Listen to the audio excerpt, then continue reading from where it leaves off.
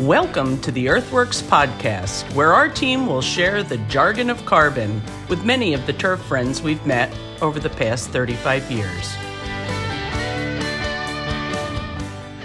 Hi, everybody. This is Joel Simmons, and this is another EarthWorks podcast. Our favorite guest is back once again with us, and as promised, I'm going to probably have you back every other month. Everybody talks about you all the time. We're going out to the, we're at trade shows, and people come up to us and say, "Is Lawrence here?" But no. One of the things that came up, one of our guys, I think it was Jack, talking about it, and he goes, people loved Lawrence, and I want you to talk about his years as a motorcycle racer, and which always, I remember for many years you would talk about what you were doing on motorcycles, and I would say to you, could you please stop doing that? That just sounds so bloody dangerous. But Yeah, you you race. guys sent me a knitting kit. I did. I need a different hobby. I forgot about that. I was trying to find.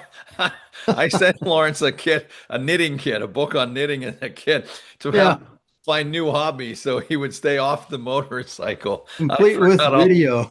That was right. I forgot all about that. That was actually one of the funnier things I've probably ever done for you. That's actually very funny.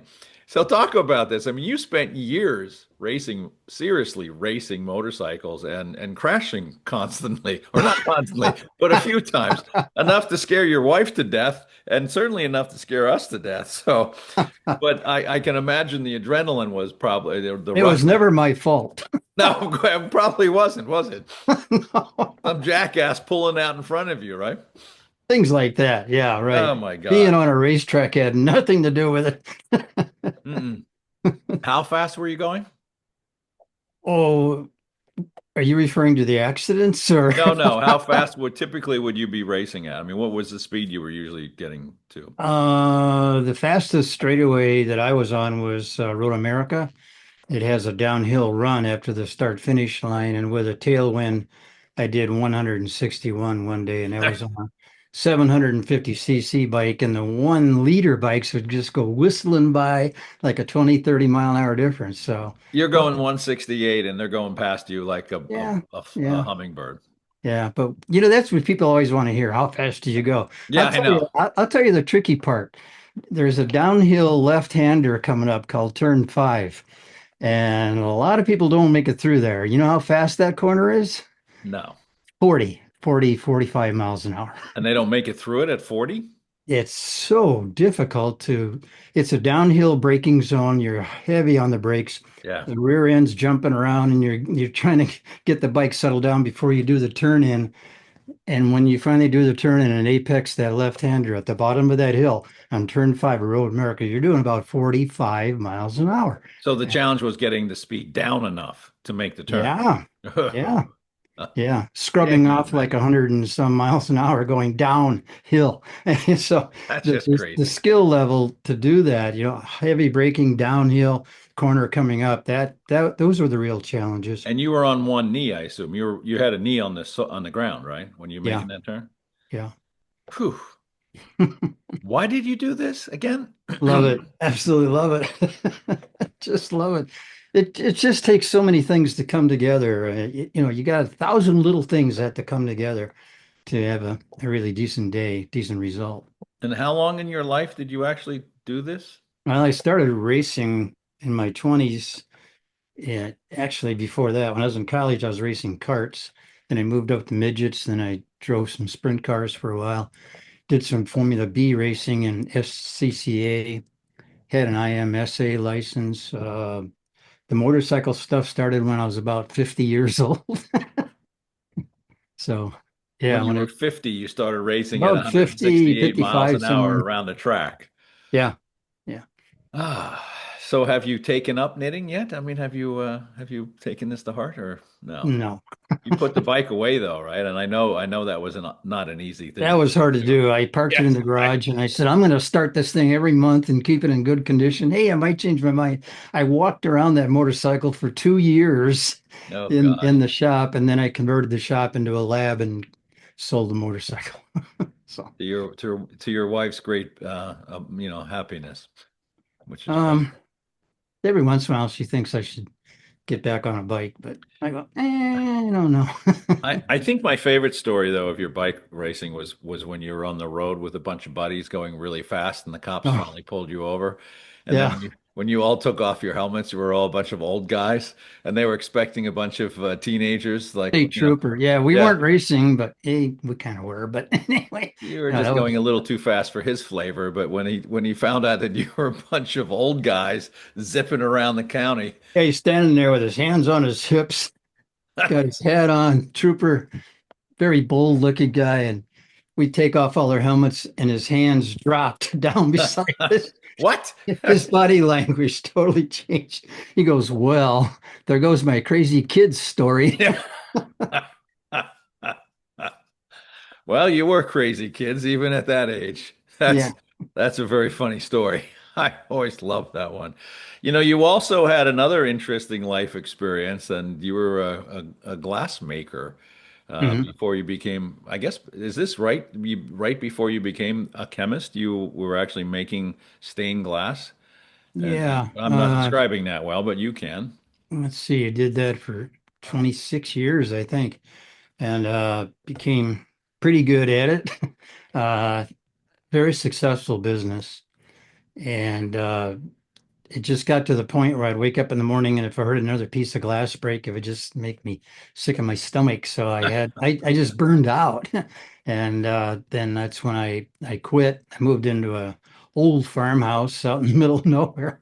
And Gary Zimmer called me up at that farmhouse. I don't know how he knew I was there.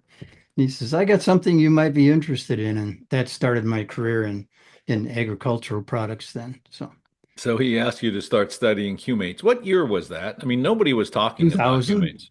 So 2000. so nobody was really, well, Jerry and I were working with humates, but not many. Uh, yeah, they sent me down to Atlanta for that superintendent, Yeah. golf course superintendent show to learn a little more about humic materials. And here we were up in Wisconsin at that time getting beat over the head with regulations saying we couldn't even put it on a label. We couldn't do, they were illegal in Wisconsin and most states would not allow products to be registered. Went down there to Atlanta that beautiful week and Yeah. It's it, snowy and every miserable. third booth had humic Yeah. substances. Yeah. It's like, oh my gosh, these things are well recognized in the turf community. Yeah. So took I a don't lot know of that it was every information. third booth, but there was definitely, I mean, it was by 2000. I mean, we had started introducing humates in the early 1990s. Ah, And we were called every name in the book. And that's one of the things that I think I'm most proud of the almost 40 years of what we've been doing is, we've been dealing with this exclusively since we started back, we started the company in 88. And Jerry had been dealing with it in agrodynamics, his animal healthcare business for 10, 12, 15 years before EarthWorks came around. So, mhm. Jerry, still to this day, and you and I had this conversation yesterday, he's still 30 years ahead of his time, and this was 40 years ago. It's quite amazing to me. One of the things that I wanted to talk about is that, there's a lot of talk. I mean, humates are finally accepted, certainly in the turf industry. I mean, you're getting companies that are now, this is their whole carbon spiel. I mean, the term carbon-based fertility is being used by everybody.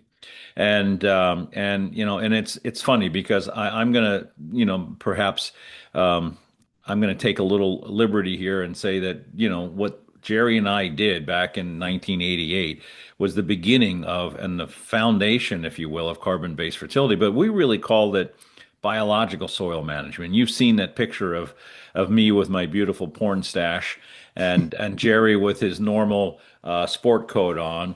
But it was the first trade show booth that we ever had back in 1990. And it was actually his trade show booth that we retrofitted it to be an EarthWorks trade show booth. And above his head is that sign. And I mentioned this at pretty much all the academies that I talk. The sign said biological soil management. And you and I talked about this the other day. I'm pretty sure that this is a term that Jerry coined. And it's a term that we're really working hard to be established as a serious agronomic approach. I mean, everybody's talking about carbon-based fertility, but that's just a process within this feature of biological soil management. Carbon is still about feeding microorganisms, and that's why we do what we do, and that's why, what you have done for us and with us has produced the most complex formulations, and Jerry started that. But this is important that I want you to kind of talk about is, you see some of the products that are out there. There's two or three materials, maybe some iron, maybe some kelp, maybe some humate, which are all great things. But they're still limited. I mean, talk about your beliefs on the complexity of what we're doing and what Jerry set up back in the 80s, and and the value still today of this level of complexity that you're formulating with. Yeah, the complexity can appear in a lot of ways. It can appear as just elemental complexity. What, besides carbon and nitrogen and phosphorus, what else is in there? Yeah. The elemental complexity of these products that we work with at EarthWorks are very impressive, trying to mimic nature.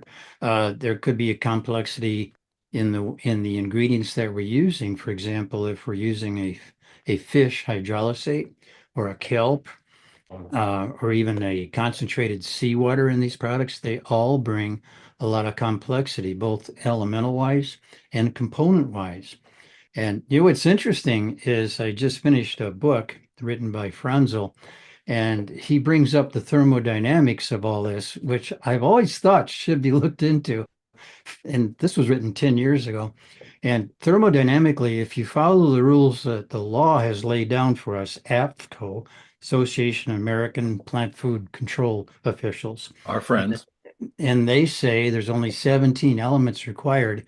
Franzel proves in this book that if you only had 17 elements on the face of the earth that plants and microbes could utilize, these plants and these microbes, from a thermodynamic analysis, would be impossible to survive. Explain thermodynamics, just so we understand what you're talking Oh, about. yeah, sorry. No, that's it. Thermodynamics is the study of how energy or work moves through systems. It's usually referred to as free energy, Yeah. gives free energy. And it's very mathematical heavy, but depending on whether you get a negative number or a positive number, you can predict whether this system will be productive, utilizing the energies efficiently, or whether they'll use them inefficiently and not even exist at all, whatever you're trying to do. And so you're studying the energy movement through, in our case, biological systems. It can be applied to simple things and complex things. And Frenzel's book points out that if you only had 17 elements at your disposal, there wouldn't be any plants, there wouldn't be any microbes. According to Frenzel, you need about 45. According to Mayhew, you need about 75. But I'm really Dr. Mayhew, happy. Dr. Mayhew. I'm really happy to I didn't discover. realize they were up to 17. Yeah, they threw in nickel a few years ago, and Oh, then okay. they're still arguing whether nickel should be considered essential or not. Well, it is essential. You see, that's that whole essentiality argument. If a Yeah. plant dies, you take away something from it and it dies, then it's essential. Well, it Oh, takes I more see. than I that. see. It Yeah. takes a heck of a lot more than that to support life. What if they took away your ice cream cones, for example? You wouldn't be very happy. No. No, I would be. Anyway, it's a lot more. But I mean, you think about, this thermodynamic concept. I mean, that's everything that's happening in the soil. I mean, it's an energy release. It's Yeah, all thermodynamics, right? and these amino acids are an Mm, excellent example of thermodynamics in action. yeah. Uh, these amino acids are used in turf primarily to bring in the building blocks so that plants can efficiently build proteins rather than having to make them from scratch, which would require a lot more energy. So plants go, hey, thermodynamically, it's easier if I just use an amino acid to build complete proteins rather than trying to do them from scratch. So when you were talking, I mean, you're hearing a lot of talk in our industry, and you and I have talked about this recently. Companies talking about amino acid technology, and they're using it to reduce inputs and lower nitrogen inputs. I mean, Mhm. these are all real scenarios. Yes. And that's just really the function of an amino acid. I mean, they can do all of those things. Explain a little bit more what an amino acid really is, because I'm not sure when we hear the term in our industry, amino acid, I don't know that people really truly understand what an amino acid is. These are relatively simple molecules that have an amino group attached to them somewhere on their carbon chain. That's an NH2 group. That's the source of nitrogen if you're utilizing an amino acid strictly for its nitrogen content, which is a very linear way of looking at amino acids. They do a lot Yeah. more than that.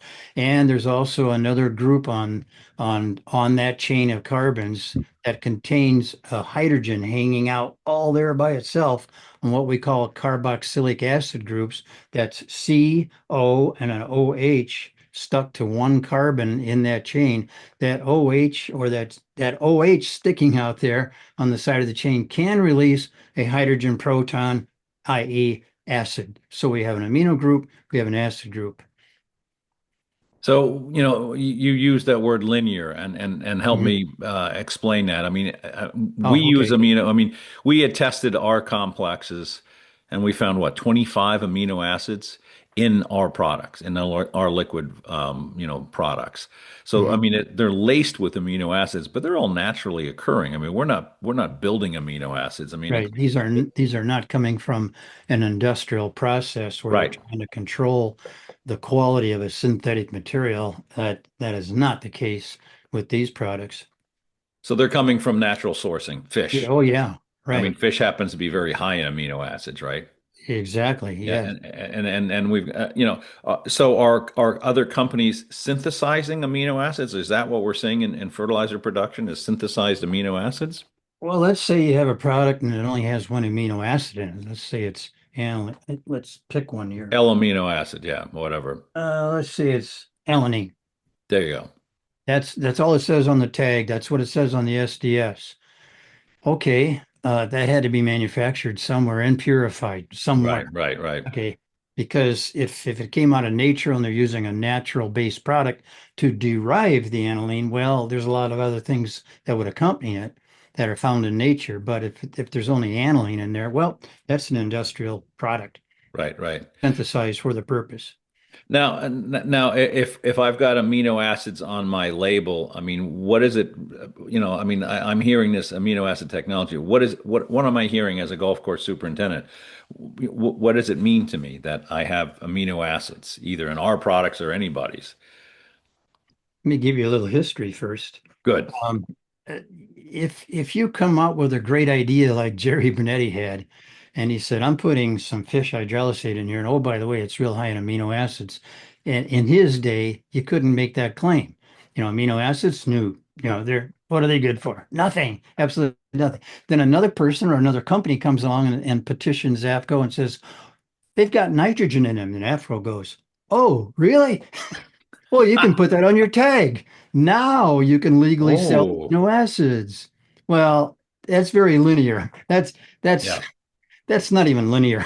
It doesn't rise to the level of linear. It only rises to the level of a single data point that you're putting on a product Right, because right. it has nitrogen in it. Yeah. But that's the way you legalize products in the United States of America. You can put it on a label and you can claim there's nitrogen and you can run that product, or a regulator can run that product through an analytical method that detects nitrogen, and oh my gosh, it's actually there. You just have a legal product. But anybody working with these materials understands that it's a lot more going A lot on than more. Yeah, nitrogen.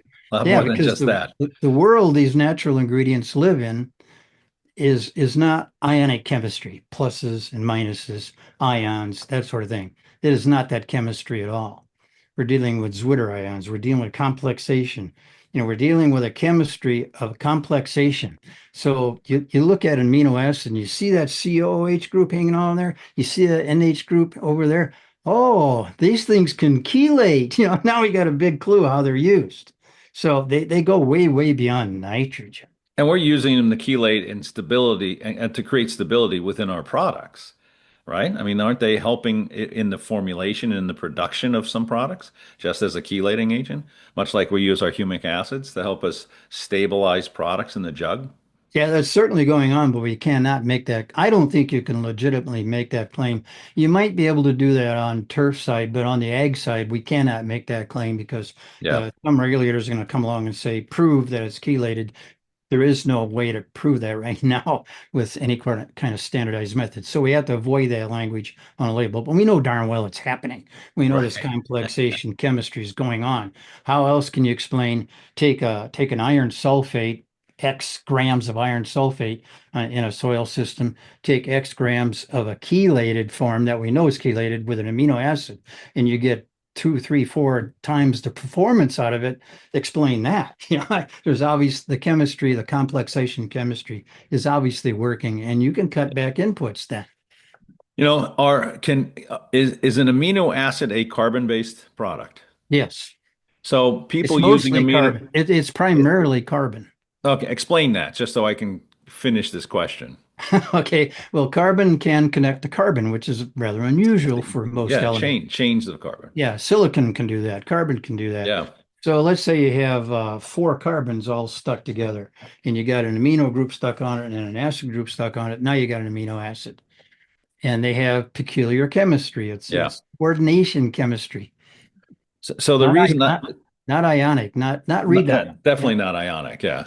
The right. reason I asked that as leading question was because you hear a lot of companies saying, well, we're carbon based and they have amino acids in their technology. So yeah, I mean, that's the vogue in the industry right now is to use that phrase that I think Jerry and I basically introduced to this industry 40 years ago, carbon based, and it's part of this biological soil management. But that's part of the fear that I have as we continue to move forward is that everybody's using the word carbon based because if there's any carbon, even quite honestly, urea is technically carbon, right? Yeah, And so carbon based is almost becoming in nothing. I mean, you see advertisements for companies that do nothing but put humic acids in their products, and their big advertising campaign is got carbon. And yes, they have carbon, but I guess I'm going back to this question is, are all carbons the same? And what are we really trying to accomplish? What we've done and what you have worked with us on, and certainly Jerry started, was this whole idea of very complex carbon sources so we can feed a large spectrum of microbes and at different speeds and levels so that there's always that microbiology working in that soil producing what it needs to produce so that the plant can get what it needs when it needs it. And that's kind of what I'm seeing. I mean, does that make sense? yeah. An easy way to solve this issue would be send your product out, get it analyzed for organic carbon. There you go. Yeah, and all the odds that the EarthWorks products have Well, you just said an more than interesting most. phrase. What's organic carbon? Isn't carbon Oh, okay. organic? All right. In organic chemistry, there's a group of materials called paraffins or aliphatics, and you've seen paraffin wax, I'm sure. I have. That's a chain of carbon, hydrogen, carbon, hydrogen, and carbon. Nothing else on it. CH, Carbon, CH, hydrogen. CH. Yeah, Yeah. yeah. If you analyzed it for carbon and hydrogen, that's all you will find. Now, when you make a little more complex carbon out of that, tack on some oxygens, tack on some nitrogens, tack on anything you can think of onto that carbon. Now you have a carbon-based organic molecule that's much more complex than the paraffin that I just talked about. Right. So yeah, not all carbons are created equal if you want to look at it that broadly. But the organic carbon will be primarily associated with not only just hydrogen, but oxygen also. And any kind of material that fits the highly reduced form of carbon with all these things tagged onto it is called organic chemistry. So there's your organic carbon is going to be associated with numerous things besides hydrogen. Yeah, that's one of those classes in school that most people hated. I actually enjoyed it. I learned something, I aced it. surprisingly enough. But most people, I hated organic chemistry. But that's Uh, really, and again, it goes back to, what's the definition? And it's yeah. such a broad definition. It's been very easy, and as carbon-based fertility has really become the vogue certainly in the turf industry, and I would say the same would be true of the regenerative ag industry. I mean, everybody's talking about producing carbon. Of course, it's produced a little bit differently, or at least Well, managed a there's little there's bit differently. some analytical techniques that are just designed to determine what the organic carbon content is. And you And just can we plug and play. associate that organic carbon directly to the feeding capacity or capabilities of feeding microbes in the soil? Yeah, yeah, that's what they're looking for. They're not looking Yeah. for paraffin. They're not. Right. A molecule can have both aliphatic, paraffin-like, and other ring-like things connected to it. So I'm not saying you cannot have any aliphatics on an organic compound. I'm just saying they're a lot more complex than that. Yeah. Yeah, humic So, substances are a good example of that. so some of these amino acids that we're seeing in the industry, I mean, are they really just producing a nitrogen effect, or are they in fact feeding to any great level microbial populations? Here's what they do primarily. Plants can take them in because they're small molecules. So that means that the plant roots can take them in. They can take them in also by foliar. So their primary function is, or purpose, is to get inside the plant. And once inside, now the plant has the building blocks to produce complete proteins. And that's what plants need to survive and to resist disease.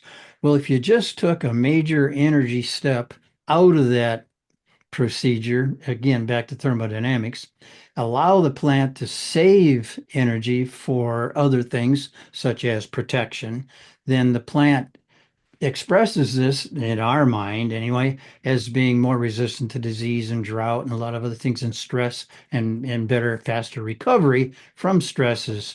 So that's why they are in these products. Yeah. Nitrogen, yeah, there's some there. And some of them are positioned as nitrogen products, especially in egg.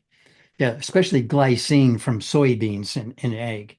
Yeah, Yeah, we they, talked a little bit, and we can let's talk about that. But let me ask you this before we move on. In turf, what we're really focused on is just getting a color response, green color on grass. okay. In agriculture, you're talking about crop production. You're talking about a product. Mhm. You're trying to turn a crop. Are you getting the same reaction in agriculture when you're having to produce an ear of corn or a tomato versus simply trying to get a color green on a grass blade? I Yeah, mean, egg doesn't want necessarily, well, it has to be green to be yeah, healthy. And no question about that. But that's not the objective.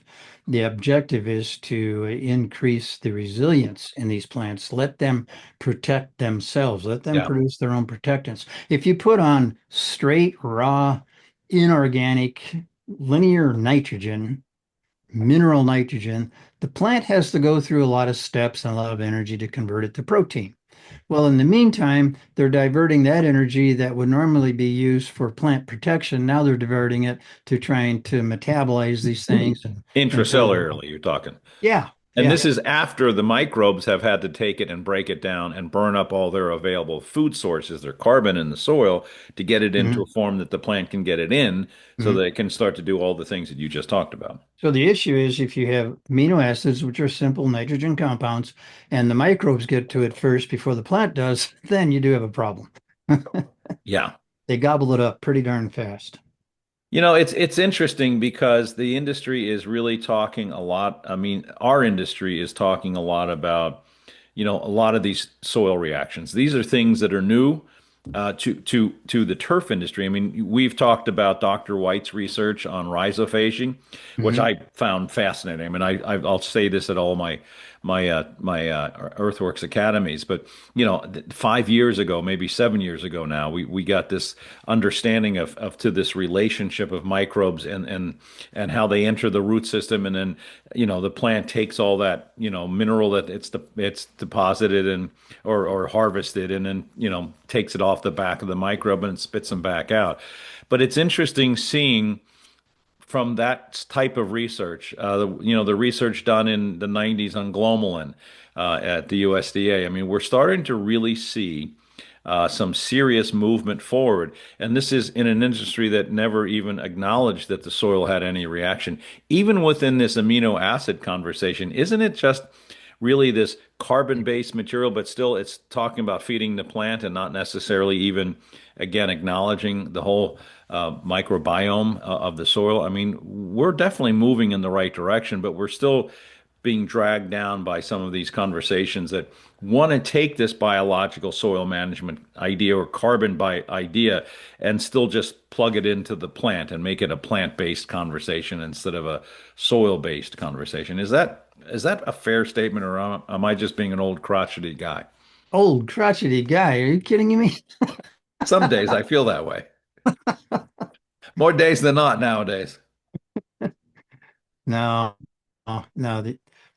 You've been standing on solid ground. Obviously, you got a successful company. You've been delivering that message since the 1980s. And the same thing happened in ag called biological farming. They didn't call it biological based, but just biological farming. It's now morphed into regenerative Yeah. agriculture, but the techniques haven't changed, the principles haven't changed, and you're talking principles here. Yeah. And I learned this lesson from a farmer in Iowa. He says, "Well, there's a lot of ways of interpreting what to do out here." And I always say there's 1,000 ways of achieving what we're trying to achieve. Yeah. And But you that's don't true. break the principles. You never violate the principles. Okay? I think that's a powerful message, and it's funny because golf course superintendents all across the country, they're all really good. They can grow grass, they can make it look good, but it's the ones that follow the principles that makes it easier, and their lives are a lot easier when they start to understand that the soil is actually a part of their process. It really makes some changes. But it's I mean I'm encouraged by everybody using the word carbon-based fertility. I'm encouraged, even if it's a linear approach, at least the conversation is being had, and more importantly, we're getting information. We're getting even academics. I mean, I just shared with you an article that our friend Mike Fidanza and Stan Koska wrote, and it was Hmm. published in GCI. What did they call this? Interactions of plant soil microbes under drought stress. And Hmm. and they were talking about this whole biological thing. And I mean, it sounds like some of this was, kind of influenced maybe by Dr. White.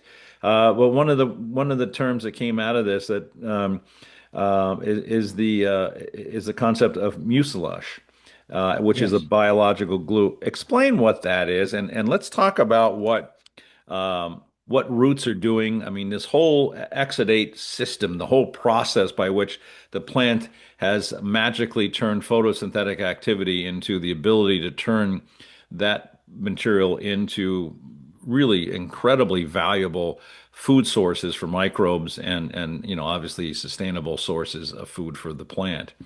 What is mucilage? And let's talk about the root exudates. I mean, this is part of this. Snot. Thank you so much. And thank you, ladies and gentlemen, for this.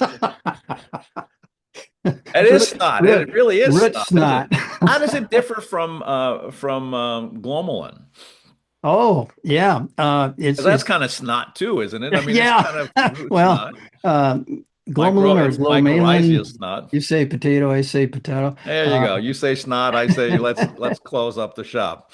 yeah, glomalin is renowned Yeah. for producing well aggregated soils because it has a certain stickiness, because it's it's capable of holding water. It's a very complex molecule, and it's a fine line between that and mucilage. Mucilage is very, very, very similar.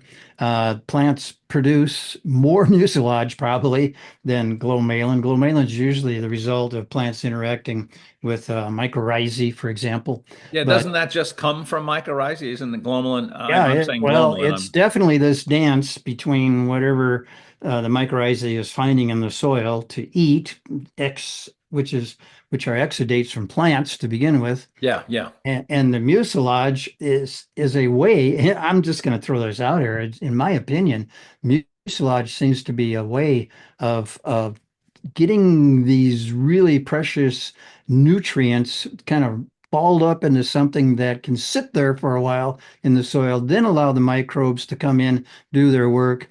And I think that's what's going on because it's a carbon-based materials, and I saw a mucilage based product being tested nearby the last couple of Yep. years, nearby me, where they grow mostly potatoes on sand.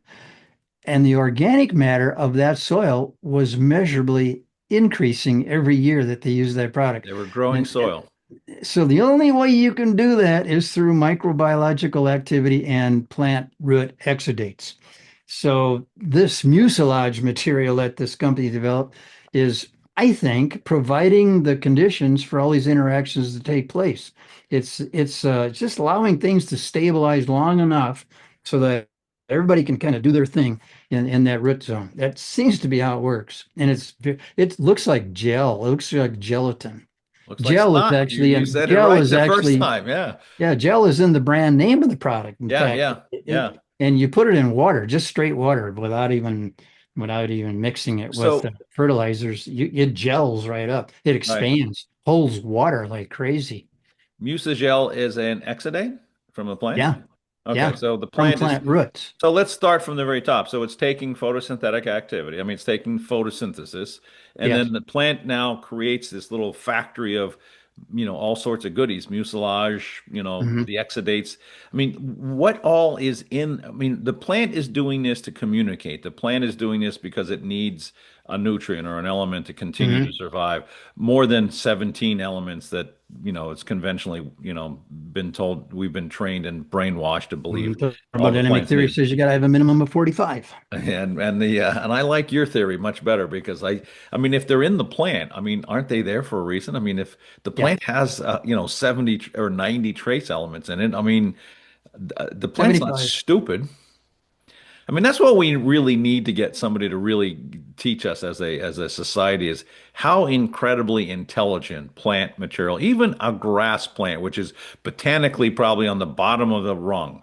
It's the most basic botanical plant, but it's brilliant in its ability to turn sunlight into mucilage and Mhm. other root exudates. And these are designed to do what? What are they going? What is the plant spitting stuff into the soil for? For life, just to Yeah, maintain. yes, it Yeah, is. I mean, it's got a purpose, Of you know, course. and look at the energy source. It's free. Yeah. Oh, what a concept. Don't say All that right. too loud. We'll Oh, be okay. defunded if that happens. Yeah. But Well, and I asked you this earlier, but I mean, we're spending all of our time and all of our intellectual capabilities building these very complex mhm. 35 raw materials of carbon and minerals. I mean, aren't we doing what the plant is already doing? I mean, aren't we just putting the same? I mean, isn't what a lot of these formulas that we have developed at EarthWorks kind of aren't they being also produced by the plant? I just want to make this We some. are trying to mimic nature, right? Yeah.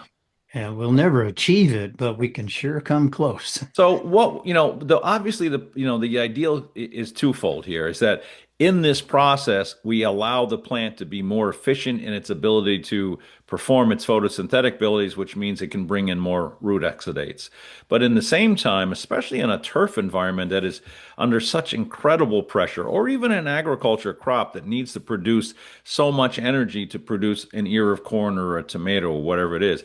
I mean, we're supplementing the plant's natural ability because we've created or forced the plant to live under these very unrealistic environments, especially in a golf course. I mean, you're talking, 30,000 feet walking over a 3,000 square foot golf course green in sand. I mean, this is why we do what we do is because we're trying to help the plant get to the point where it needs to be and it can't get to because we're doing all these incredible thing. We're cutting the leaves off at, an eighth of an inch.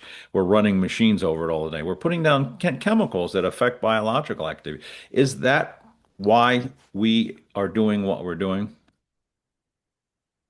Sounds insane, doesn't it? Just the way I say it, that's all. It So, does sound so insane. you put these plants in basically very poor nutrient conditions, and then you overdo the nutrients, Yeah, and I and forgot that overdoing the part. Yeah. nutrients shifts everything ecologically. Everything gets shifted. The plants are going, oh. my gosh, how can I deal with this? I'm going to reject most of the potassium they're putting on me because I can't take it. It's actually got a scientific term called futile potassium. It's very Ooh, well established many decades ago that plants do that because potassium's overapplied along with everything else. And then you stomp on them, yeah, then you mow them, you let them go through heat stress, you let 'em yeah, go all these stresses. Well, amino acids fit the bill much better than most because that's where they come in. Especially if it's like, well, let's say you can apply an amino acid just for color and just for growth, but let's say you want an amino acid just for heat stress and drought and salt stress. Then you put in proline. All right, it's perfect, or glycine, and those are renowned for providing more stress resistance in right. these plants. So you can actually sort of custom make a Yeah, product for a special situation. Then I look at EarthWorks products and I go, why didn't they do that? I don't think they have to. It's already there. they're already there. Everything you want in an amino acid product is already there. So you don't have to do a designer amino acid, you know. Yeah, And this has got to be more cost effective too, and more efficient because the plants can utilize other things in these products yeah. besides the amino acids. I remember when you sent me the first assay of amino acids of some of our products. Hmm. I was blown away to see how big a spectrum that we were dealing with. I had no idea that we were dealing with over 25 different amino acids, and those G's, those glucom I can't even pronounce them, but you can. All the G amino acids that you were so adamant about being so important, they were some of the strongest ones in these natural occurring materials that we're using. I mean, we're not designing amino acids, and we're not talking about just getting them into the plant. We're talking about them being part of the whole biome, the microbiome process. And What was interesting, I shouldn't say surprising because it's a Jerry Bernetti product, but what was really interesting is how that amino acid profile in those products pretty well matched what nature's looking for. In other words, there's that, I love to use the word stoichiometry. There is stoichiometry also in nature on amino acids. So that's uh, why Jerry didn't put just proline in there right, to no, he combat was he was stress. well. That's why he built such a diverse formula of natural occurring products that Mhm. had all these amino acids. Most amino acids I'm seeing in the industry are coming from plant materials. One of the big ones is soy. Mhm. And then there's other sources of now my mind is not helping me. But I know soy is a big one. Is soy a good source of amino acids? Yeah, excellent, but it doesn't have the profile we're looking for. So it's not as It's complex. real heavy on glycine. We want more than that. Yeah. Yeah. So it's somewhat limited. What are the other sources that are they're commonly in agriculture and turf that we're finding amino acids in?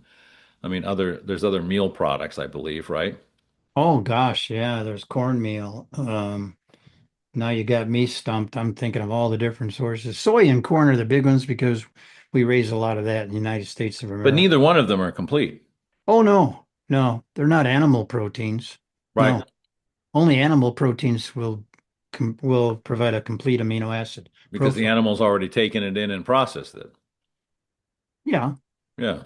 your point. No, Well, I mean, no. I'm just saying this that it gives you the diversity that we're looking for. Oh yeah, definitely. And then some. Yeah. Which is Um, I Most of the processes to manufacture amino acids are actually going through a fermentation process. That's pretty typical. So if someone's bragging on a label that sounds unique, it's not unique. That's pretty typical industrial scale production of amino acids. Talk about that for a minute. I mean, this is one of the things that Jerry started before, we ever even built our first product. He was always using fermentation products, some Hmm. level of fermentation. And I've been talking a lot more about it in my talks, but I'm not sure I'm explaining it as well as I could. But what's the real value of, I mean, we have one, ingredient list of fermentated products in our formulas, but it's in everything. What's the value of what fermentation is doing, and why did he want to have that? Why was he so adamant about having fermentation materials in our products? Um, Kind of gets back to the stoichiometric argument, gets back to what's true balance, for a product that can mimic nature. And in order to achieve that, you're not going to do it through any kind of chemical process. It's not going to happen. But if you take a raw material and allow fermentation to do its thing on that material, that fermentation has been around for a few million years for a Yeah. purpose. And Yeah. that purpose is to create a better balance of aminos and proteins. And that's how it's achieved. That's why fermentation of some of these materials industrial wise is just the right way to go. And in our fish hydrolysate, there are natural enzymes in that and fermentation that convert much of the protein to an amino acid profile that we are looking for. Like you said, the big G's, looking Yeah. for The big G's. cheese. Okay. Yeah, we cannot duplicate that. Yeah. Fermentation brings complexity to the final ingredient, and it brings a fairly good balance of materials that are beneficial. Not to necessarily change the subject, but there's a lot of talk of fermentation materials in human health now. Mhm. Kimchi, sauerkrauts. What are they doing for us, our bodies? I'm not quite sure on the human side. Yeah, I've been eating my yogurt for years. There you No, go. yeah, I know that lactobacillus bacteria are primarily responsible for converting these things to lactic acid and a lot of other amino acids that are in there. I think the way it works on the human side is that it just makes them more bioavailable. They're breaking down pretty complex proteins that the animal provided initially, and then they're breaking Yeah. them down into materials that are more bioavailable or digestible in our case.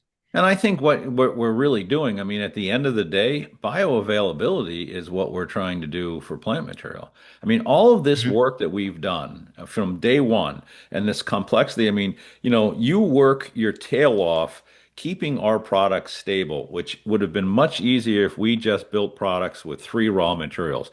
Throw a little kelp and maybe some iron and some humate in there, and we've got a product line we could probably sell. And a lot of companies do just that. But you work your tail off, and we've banged our heads against the wall for years, keeping these bloody things stable because we want this Yeah, complexity to be able to create bioavailability at its best possible level.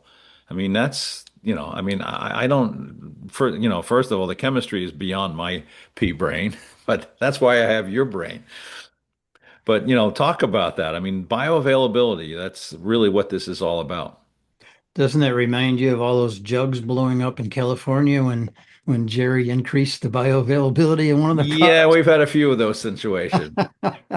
Yeah, when we're working with natural products and we're trying to increase bioavailability, we always have to be very aware that we cannot do anything to that product that kills microbes. So we're walking this delicate balance Yeah. of there's got to be live microbes in many of these products. There are, obviously, because Some those of them jugs can, intentional. yeah. I Mhm. mean, I remember when and you're referring to a situation where we shipped a pallet of kick out to California and they all blew up. And I remember Jerry saying, oh, great. Oh, good. And I remember the same time, I mean, and you guys just drive me nuts. I'm like, I'm losing my brain here because I just, really pissed off a client and they got a mess all over the yard. And you guys are saying, oh, yeah, it's showing its work. I remember you said the same thing when California told us that we don't have any humate in our product using their Yeah, testing methodology. And you said, "Oh, great! That's showing it. It's working. It's doing that's what good it's news. supposed to do." It's like, it's not helping me, Lawrence. It's not helping me. But yeah, I mean, I remember many a time, certainly early on, before we learned how to stabilize things. I mean, we were constantly saying, well, just, loosen the cap a little bit if it sits around Yeah, too long. Let the gas out. no big These are deal. living products and they are living products. And that's a good thing. I mean, I mean, it shows that what we're doing ultimately is working. And again, it really does go back to mimicking and I love you brought this to our attention, mimicking what Mother Nature is doing. And what we're doing is putting this diverse amount of material into the root zone, into the biosphere to mimic what the plant is shooting out in those exudates and creating bioavailability of nutrients. So ultimately, at the end of the day, what's the plant doing? It's spitting out all this stuff because it needs a calcium mineral or a phosphorus mineral, or it's trying to create availability of nutrients, bioavailability of nutrient, and that's really all we're doing, isn't it? I mean, we're just trying to let the plant get what it needs to get, all 70, whatever you want to call them, nutrients that it needs. It's all about bioavailability, right? Yeah, for in my career, it started out with calcium. Midwestern BioAg wanted a calcium product. And then we soon discovered that we were dealing with bioavailability of calcium. And how do you achieve that? And most farmers thought that if they put calcium carbonate on a Right. soil, which is limestone, not Rock. not dolomitic limestone, but just plain old limestone, which has calcium and carbon and oxygen in it primarily, that they were releasing calcium. Well, it became pretty obvious, both to me as a chemist and to the end users, that the plants weren't taking up very much calcium when they used calcium carbonate or limestone. Wasn't breaking So, down. Yeah. so what's going on here became the question. So for a dry product, solid material, I began looking at the surface qualities of these dry materials using what's called scanning electron microscopy, SEM. It blew them up 10,000 times magnification and then look at them. Can microbes get in there? If the answer is no, then you have basically a sanitary countertop material. Yeah, right. Perfect for that. Yeah. But if there's a lot of not porosity, if there's a lot of structural variability in that product, Yeah. looking at the crystalline structure of the product, the question then became, do microbes recognize that surface material? Aha. Mm. We found out that calcite from a mine in Michigan had the best looking surface ever of any material that we worked on Physically, you're talking about. physically. Yeah. Went up to Green Bay where they dumped it, where they took it out of barges. And luckily, the material coming from calcite, Michigan was kept separate because that's where they unloaded the barge from the barge that was coming in from some other place. And the surface characteristics of those two limestones were dramatically different. And I always told my clients, get the pile, insist that you want that pile. Your material comes off of that pile that came in from calcite, Michigan, There's because a that's town what it, called Calcite, Michigan. I didn't even know that. yeah, that's where they mine this beautiful And calcite. that's why they And called it Calcite, Michigan, is because I of that. used X-ray diffraction in order to determine what the mineralogy really was, and it said calcite, not limestone, but calcite. What's the And difference? oh, structurally, like Yeah. night and day. I would put slides up in presentations, Mm. and it was structurally just totally, totally different. In fact, the more they mimic the structure of humic substances, which is highly irregular, we got scanning electron micrographs of them also at the same time, then you begin to understand these microbes are looking for specific surfaces. So then transferring that information to the liquid products when I started working on the EarthWorks products was really challenging because I couldn't send Didn't in a have the solid. physics. Yeah, Yeah. I couldn't, the physical chemistry did not apply. Right, right. And it's like, what am I going to do here? Well, learn more, just learn. I Learn more, mean, please. and I know you're not working with us on our granular side, but we feed these chickens a lot of limestone, Hmm. calcite, and they do it to build the eggshells. And, most of that has gone through the bird because it's a big rock, really. I mean, you think Yeah. about it. But Yeah. once it's gone through that biological digestion in the gut of the chicken, and then Hmm.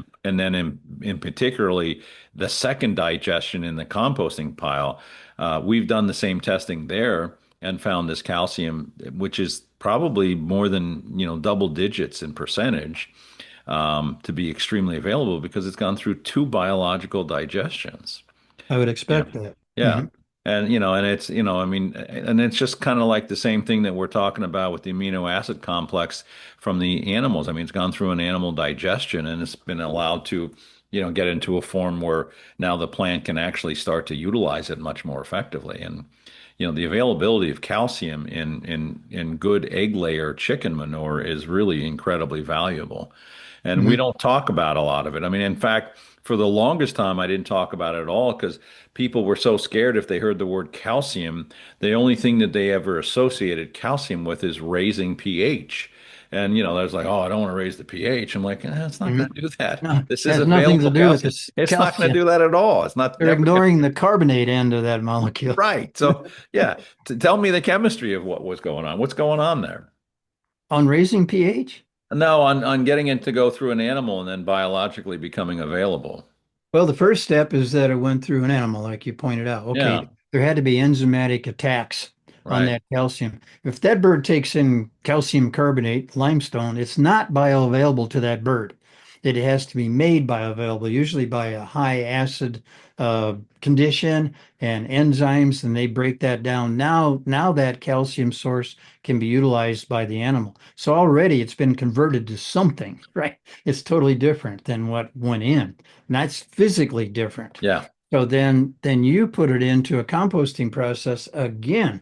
It's being attacked by microbes, enzymes, all sorts of acid conditions, and that you're definitely converting the physical aspects of that original calcium carbonate to a totally different crystalline form. And the basis for that is really simple chemistry. The chemistry of calcium carbonate, the physical the physical chemistry of calcium carbonate is absolutely mind-boggling. There's something like 1,200 identified polymorphs of calcium carbonate, i.e., over 1,200 crystalline different forms of calcium carbonate exist in nature. It's amazing. A simple little molecule like calcium stuck to a carbonate can take on so many different crystalline forms. That's what you've done by processing it in the bird and then following the processing through composting. explain that term you just used, polymorph. Polymorph? Yeah, you knew that I Poly. was going to ask you that. Yeah, many, and Many, then, yes, okay, yeah. So morphology. just a lot of changes happening, Morph means morphing what into something something. looks like. Yeah, The morphology of a rock is a rock. Okay. The yeah, morphology of a yeah, leaf is a lot different. So calcium carbonate takes on many different crystalline forms, and that's called a polymorph. There's a yeah, lot of things in nature that are polymorph. That's yeah. just probably the one that sets the standard on variability and being different. It's funny you talk about, we talked about the chicken. I mean, I've had conversations with a nutritionist at the plants, and they put a ton of money into feeding these birds, and they know that they lose. I think he threw out a number at me one time. I don't know if he was just pissed off, but it was like 80% lost out the back end. But they had to front load this animal to such a high level to get what it need. They know they needed it to get up to this level, so they Mhm. had to put that much stuff into it so they could get it, into the bird. I mean, obviously they're trying to build shells, right, and create healthy birds. But what it does for us is it brings so much mineral because they're feeding such a mineral dense, and particularly calcium, mineral dense diet to these birds, and to keep them healthy and keep the shells strong, and to keep them producing. I mean, they're trying to keep a healthy bird to produce lots of eggs, or the one Mhm. egg a day for more than a year if they can. That's around that time, I'm guessing. But What all of they that what stuff. what they'd be lacking would be lanthanides to substitute for calcium for health Oh, benefits and stress benefits. So if you fed them like an igneous calcite at the beginning, and you get all the benefits of the right. lanthanides in the end, that'd be an amazing I product. think they are actually. It's funny you say that because that term's come up in the past. I'm not Yeah. a nutritionist and certainly not Mhm. an egg producer, but the complexity of what's going into these birds is pretty intense. And then of course the benefits that we get at the back end, and then ultimately our clients get by putting all these mineral dense. Again, we're probably talking 60 minerals, right? How many of them? 17 are necessary, and the rest is just BS according to the powers that be. It Well, blows my mind that we're still having that conversation. It yeah, blows my yeah, mind. that's just But I think, like I said, with some of the work being done, we said earlier, done in the universities here. I mean, we're seeing it in international study. I mean, one of my favorite guys is Mr. Stoda, Michael Stoda, who's been really active on LinkedIn and other places, and really getting into some details of how these biological processes work, and biological soil management is handled. But we're seeing more and more of this, and it's very encouraging. I mean, I'm kind of saddened that, I'm closer to the end of my career than I am the beginning, because I think we're going to see a lot of these changes happening and these conversations happening in the industry in the next 5, 10 years. Just look at what we've seen in the last 10 years. I mean, it's been good. Yeah, And it's been fun. It's been good. It's been productive. It's been I mean, profitable. look at Uh, regenerative agriculture. I mean, the fact you and I sat through one of those meetings at Acres when mhm. farmer after farmer came out and said, "We're growing soil. We're growing soil," and showed pictures of this is what it was when I started, and Uh-huh. now it's 12 inches of humusy looking, deep, dense, friable, drainable soil where they weren't, Yeah. where they weren't before. And then somebody from an academic came up and said, "Well, you can't do that." Well, I'm sorry, they just showed you that they can, Yeah. which was unfortunate. But and I'm not trying to criticize anybody. I'm trying to make a point that we are growing soils. We're even growing soils in our little sand-based greens. We're seeing humus being developed. And I've shared this with you many times. The industry still likes to talk about organic matter not being good versus understanding, is it good organic matter or is it just thatch? Because, when we show a profile of 4 or 5 inches of humus on a sand green, one of the first questions that I get on from a golf course superintendent is, is that playing surface manageable? Can they play, can it hold a golf shot? Because they think of organic matter as just being this really wet sponge, and when a ball comes into it, it's just going to go splat and everything Oh. kicks out. But Mhm. that's not what it's not wet, it's moist. And I try to make that distinction. It's holding moisture, but not holding wet. And I hope that makes sense. Holding wet would be like, a towel that's just saturated versus a sponge that's porous that would hold moisture but still create, some firmness. And when we see guys building humus on a golf course green, they're creating very firm playing surfaces, which is what is ideal on an environment like they're trying to manage. So the industry is changing, and I'm encouraged by that, and I'm hoping.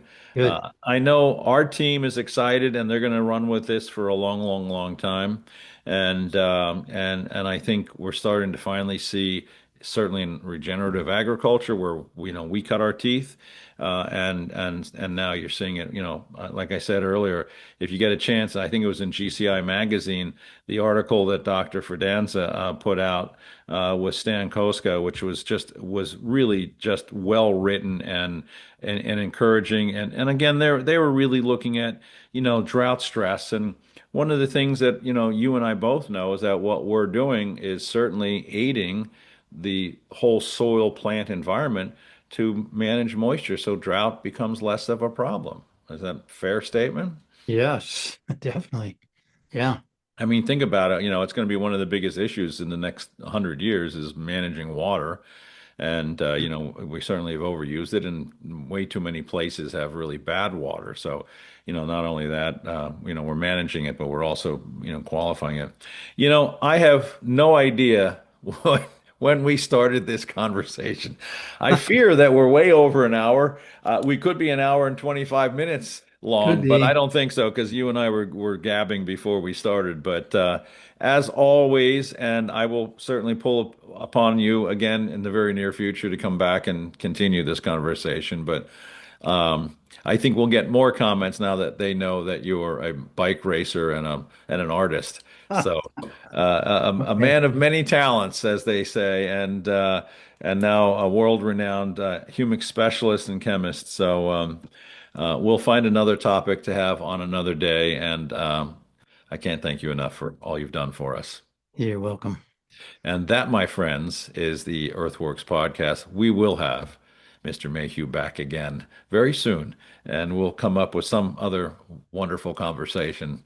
Maybe you can show us pictures of you on the bike, which always blew me away.